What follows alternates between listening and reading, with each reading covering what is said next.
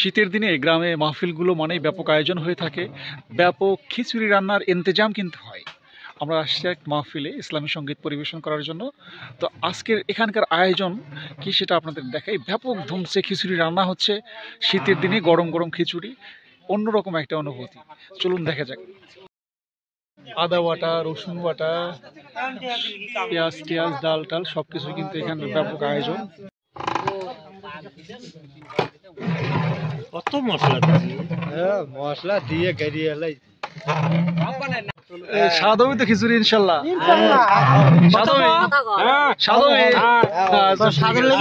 কয় মন চাল রান্না করতেছেন আপনারা? 6 মন। 6 মন, এগুলো তাবারকের জন্য না? যারা মাহফিলে যারা আসবে তাদের দিবেন। কতটুকু রান্না হয়েছে আর বাকি আছে কতটুকু? এই 3 রান্না হয়েছে আর 3টা বাকি আছে। আর 3টা বাকি আছে না? আচ্ছা, ধন্যবাদ। মেহমান আসছে, খাচ্ছে এবং সেই সাথে রান্নাও হচ্ছে সমানতালে। দুর্দান্ত আয়োজন গ্রামীণ হয়ে থাকে।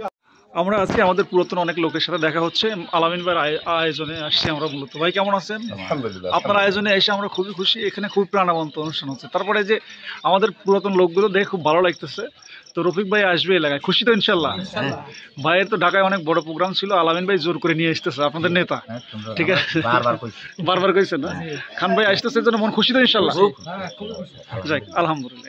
দেখুন প্রিয় দর্শক মণ্ডলী, রান্না হয়ে গেলে এরকম ভাবেই মেঝেতে কাগজ বিছিয়ে সুন্দর করে ঠান্ডা হওয়ার জন্য ছড়িয়ে দেওয়া হচ্ছে। এতে খিচুড়ি ঝরঝরে এবং সুস্বাদু হয়। ধন্যবাদ আজকের ভিডিও দেখার জন্য।